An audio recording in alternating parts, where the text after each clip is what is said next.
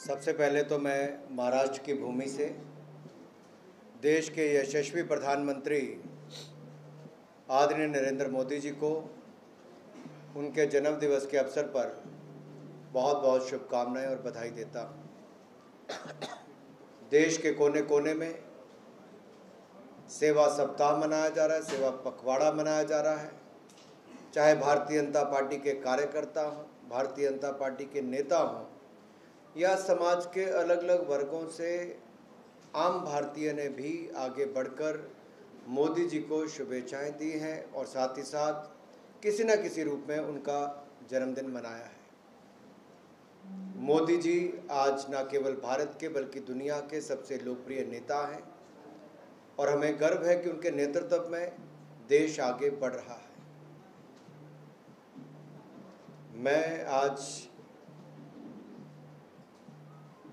दक्षिण मध्य मुंबई के लोकसभा क्षेत्र में आया हूँ। 2 दिन का प्रवास है। इससे पहले मैं कल्याण लोकसभा क्षेत्र में गया था और वहाँ पर भी चाहे कल्याण हो, डोंबिवली हो, अंबरनाथ हो, उल्लासनगर हो, इन सब का दौरा भी किया और वहाँ पर भी अधिकारियों से बैठक की। कल्याण के विकास के लिए अधिकारी कर्मचारियों का जो रवैया था पिछले 3 वर्षों में, हमने उसको भी उजागर किया और उनको ये भी कहा कि अगले 2 वर्षों में केंद्र की योजनाओं के साथ साथ राज्य की योजनाओं को भी धरातल पर तेजी से लागू किया जाए।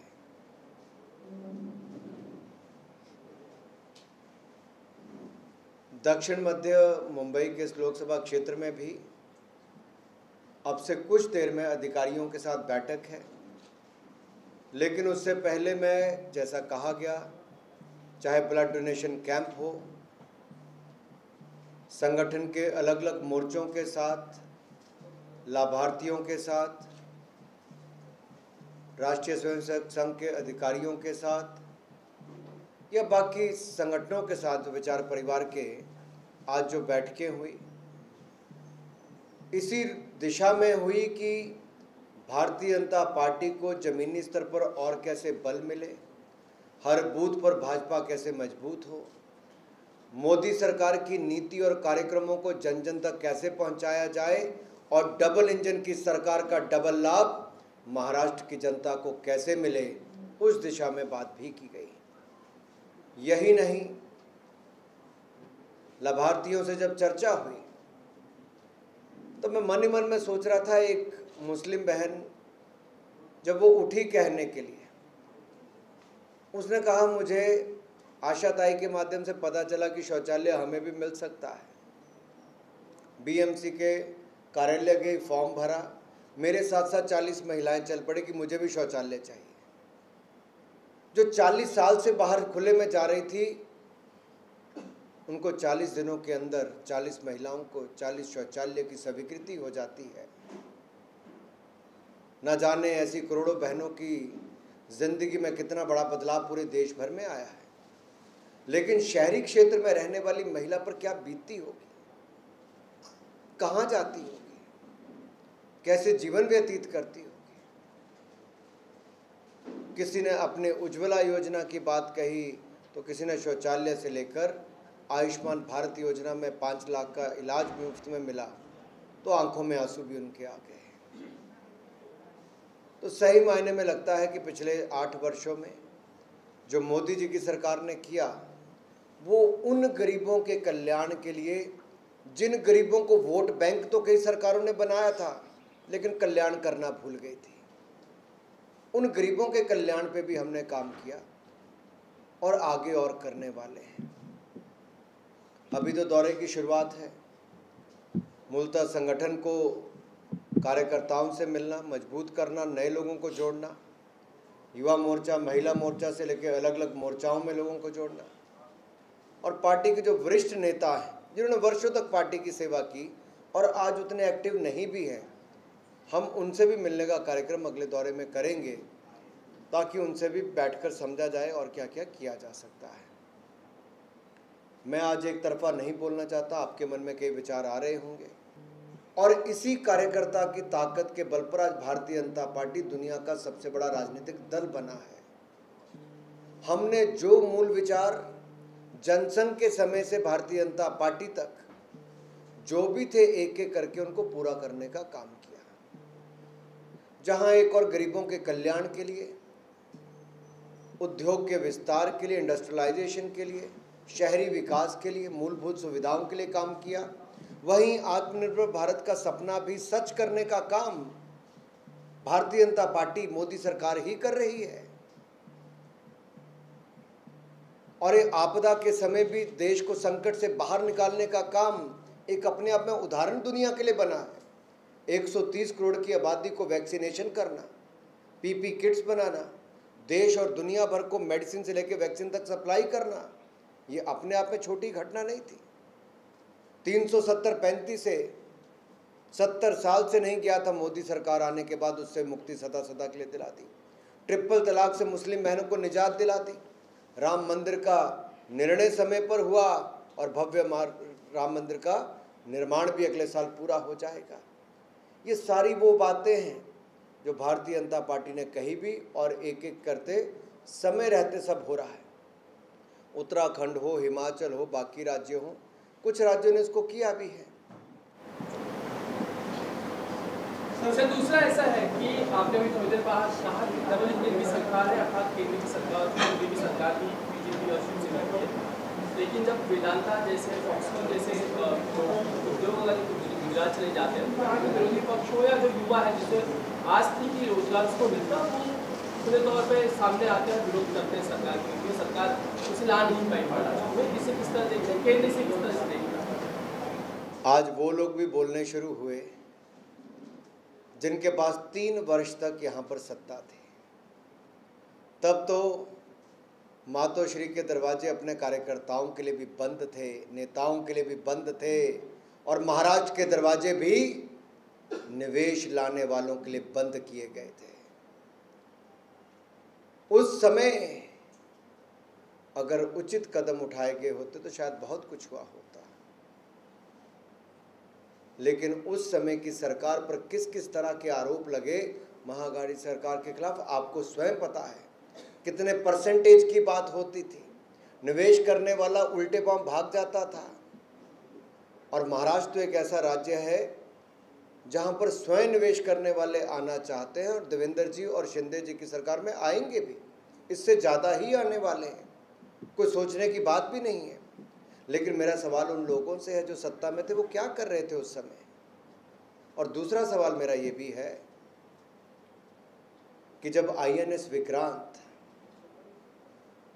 एक ऐतिहासिक पल हम सब के लिए था, प्रधानमंत्री मोदी जी ने देश को समर्पित किया, उसमें बड़ी बात ये थी कि शिवाजी महाराज का अष्टकोण वाला ध्वज हमारे फ्लैग का हिस्सा बना।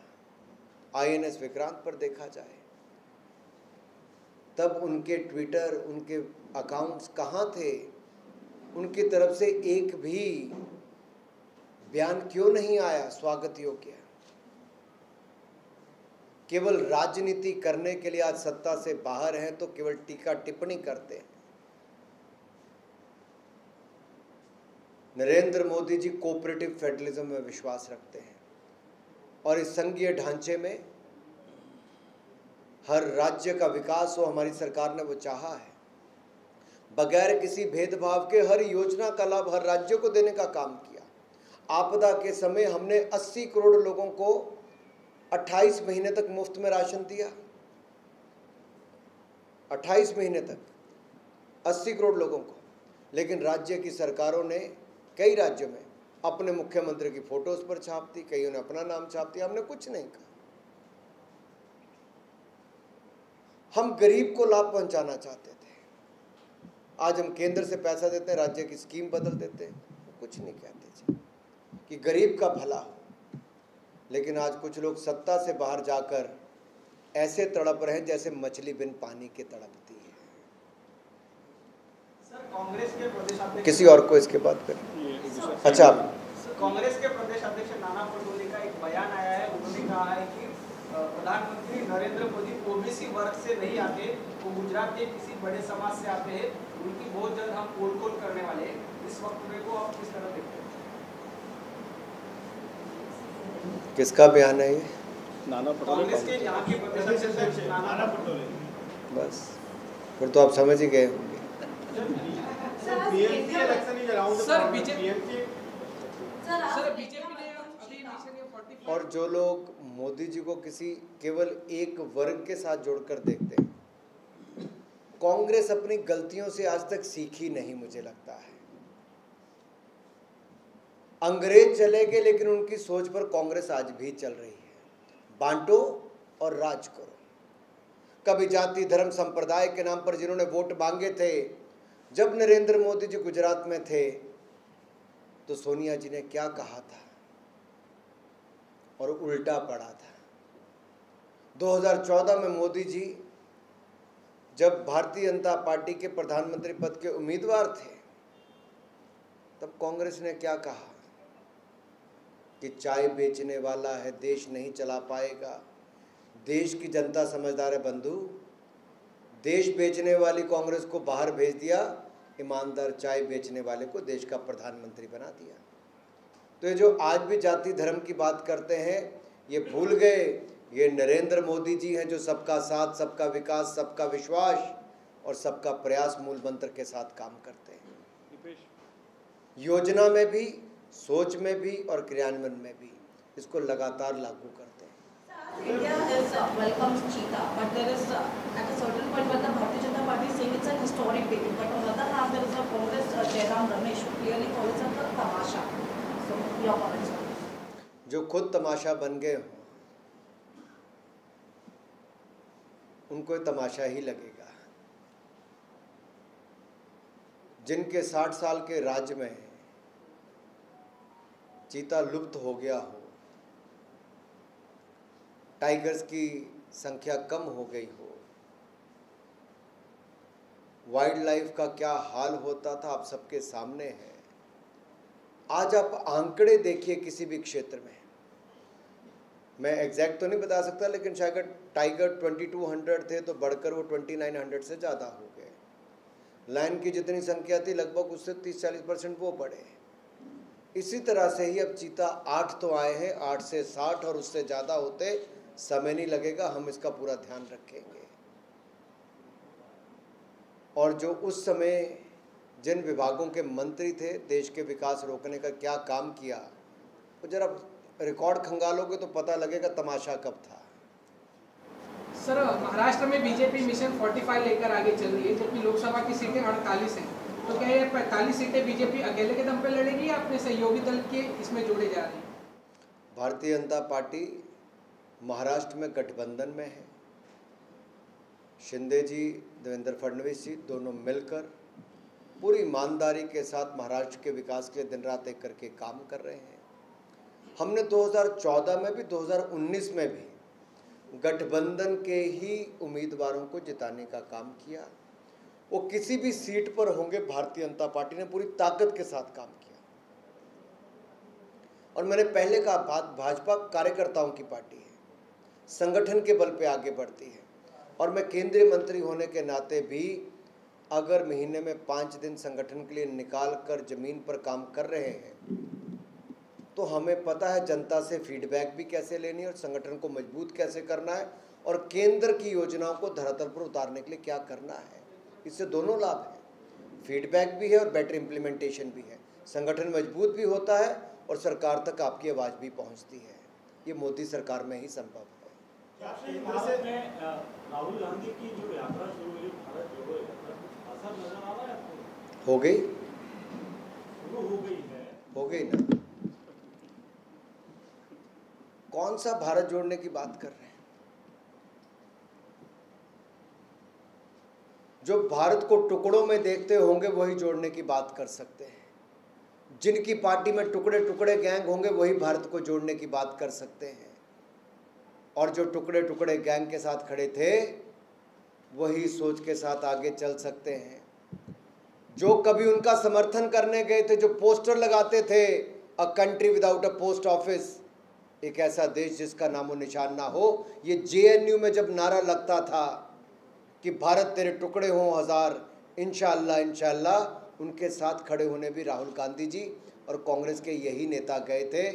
ये कभी टुकड़े टुकड़े गैंग के साथ खड़े थे, आज उन टुकड़े टुकड़े वालों को देश को जोड़ने की बात करते हैं। इससे बड़ा मजाक क्या हो सकता है साहब? देश की आंखों में धूल झोंकने का काम करना चाहते हैं। इसी कारण इनको उत्तर प्रदेश से जब हार मिली और वायनाड गए तो वहां जाकर कह दिया उत्तर प्रदेश के लोगों को अकल नहीं, तो उन्होंने बता दिया उत्तर प्रदेश के चुनाव में भारतीय जनता पार्टी योगी आदित्यनाथ मोदी जी की सरकार को वापस बना दिया।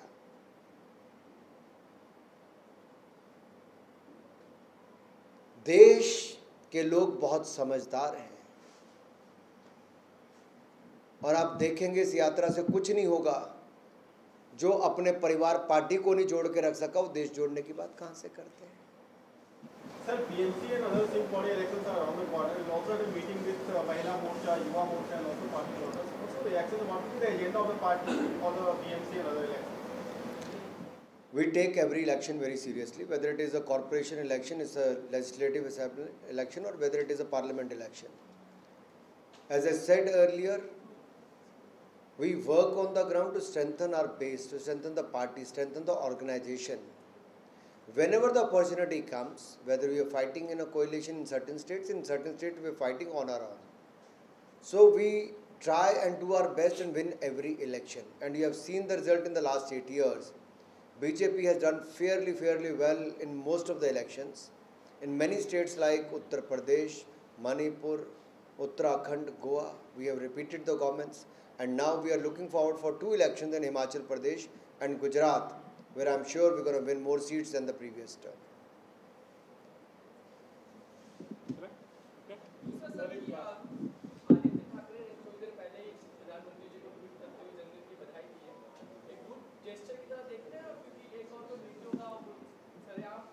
देखिए, राजनीति में 2 बातें मुझे लगता है जो कड़वाहट है वो कम होनी चाहिए। दूसरा मुझे लगता है ये शिष्टाचार है। नरेंद्र मोदी जी देश के प्रधानमंत्री हैं, दुनिया के सर्वाधिक लोकप्रिय नेता हैं। अगर महाराष्ट्र का कोई युवा नेता उनको शुभेच्छा देता है तो उसका स्वागत करना चाहिए। हम लोग भी political parties, across political parties, मेरे सभी सांसदों को, ये नहीं मंत्रियों को, सभी सांसदों को मेरा जन्मदिन की शुभेच्छाएं जाती हैं, गुड विशेस जाती हैं। पार्लियामेंट चल रही हो तो वहाँ पर जाते हैं, तो फ़ोन पे जाती हैं, चिट्ठी पत्रक से जाती हैं। देखिए, ये तो हमारे संस्कार हैं जिस समाज में हम जीते हैं। ये तो पार्लियामेंट में अंदर डिबेट हीटेड हो सकती है, लेकिन सेंट्रल हॉल में बैठकर आप वो गुस्सा नहीं निकालते, क्योंकि वहाँ आप अपने विचार दे रहे हो, किसी बात पर अपना पक्ष रख रहे हो। वो पूरे गंभीरता और तीव्रता जैसे भी रखना रखिए, वो आपका अपना तरीका है। लेकिन उससे बाहर आकर तो समाज में हम सब भारतीय हैं। हम पहले भी भारतीय हैं, आखिर में भी भारतीय हैं, और कुल मिलाकर हम भारतीय ही हैं। मूल में वही रहना चाहिए, भारतीय हैं। और ये टीम इंडिया को, भारतीय को, देश को आगे ले जाने के लिए इकट्ठे मिलकर काम करना है। चाहे वो सत्ता में है या नहीं है, नेता है, अधिकारी, कर्मचारी या आम आदमी है, सबको ही काम करना है। अनुराग जी, आप क्रीड़ा मंत्री भी हो, लेकिन आज क्रिकेट भी आपने खेला भी, लेकिन ये जो मैदान के खेल है वो कम होते दिखाई दे रहे हैं, क्योंकि मोबाइल गेमिंग ज़्यादा हुआ है, उसके लिए मोबाइल की तरफ ज़्यादा यूज करते हैं। ऐसा लगता है क्या कि ये गेम बढ़ाने के कुछ? आपने ठीक कहा, मोबाइल पर हो, ई गेम्स हो, बाकी सब, उसके भी प्रचलन बढ़ा है। लेकिन ये नहीं कहा जा सकता कि फील्ड के गेम्स ख़त्म हो गए, बहुत कम हो गए। बात यह है कि सुविधाएं, sports is a state subject, सुविधाएं कितनी बढ़ती है, खेल राज्य का विषय है। हर राज्य को, हर संस्था को, हर व्यक्ति को भी अपना परिवार हो या पड़ोसी का परिवार हो, फिट इंडिया और खेलो इंडिया का नारा देना ही चाहिए। फिटनेस का डोज आधा घंटा रोज़, ये मोबाइल पर नहीं हो सकता, ये फिजिकली फील्ड पर निकल कर ही होता है। और आपसे ज़्यादा अच्छा कौन जानता है जिसको सुबह से शाम तक कैमरा और बाइट के पीछे भागना पड़ता है, उसकी फिटनेस की डोज तो ज़्यादा ही रहती है।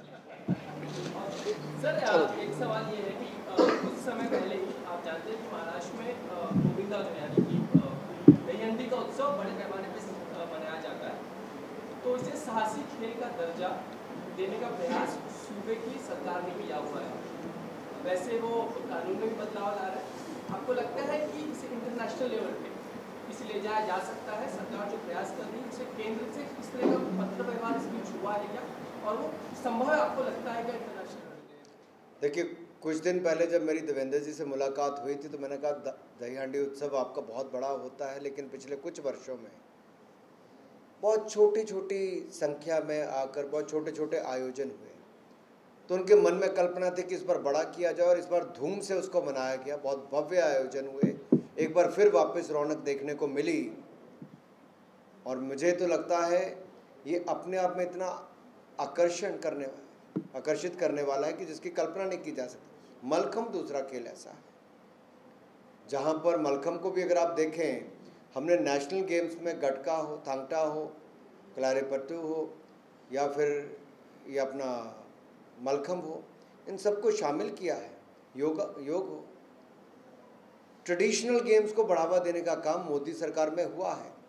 और हम ये प्रयास कर रहे हैं कि अलग अलग राज्यों में जहाँ पर इस तरह के गेम्स ज़्यादा खेले जाते हैं, एक राज्य ने कुछ और राज्यों में भी, और जिनमें पोटेंशियल है कि आगे बढ़ें, तो पहले उसको राष्ट्रीय स्तर पर, यानी कि अभी वो क्षेत्रीय स्तर पे हैं, क्षेत्रीय से राष्ट्रीय, फिर राष्ट्रीय से अंतर्राष्ट्रीय स्तर पर ले जाने का काम करेंगे। योग है, क्षेत्रीय से राष्ट्रीय था, या आप कह लीजिए भारत में था, लेकिन अंतर्राष्ट्रीय बनाने का काम नरेंद्र मोदी जी ने किया।